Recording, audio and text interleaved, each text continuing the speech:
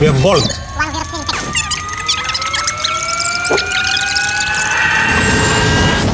That was kind of fast, right? Well, that's how we like to. Bro, we have Bolt, one of Europe's leading tech companies, with almost 100 million customers and over 2,000 employees.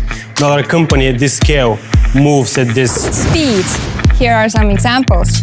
It took us 5 years to reach 10 million customers. Now we're adding 10 million every 2 months.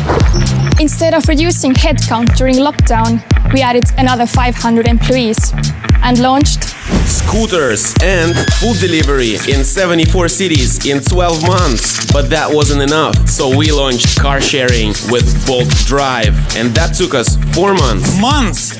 And grocery delivery followed just 1 month later. That's 2 new business lines in 5 months. How did we do it? Well, we don't spend time on bureaucracy. Instead, we move fast in small teams where everybody acts like an owner. So 13 owners launched Bolt Market in 1 month. So when others are doing this, we're doing this.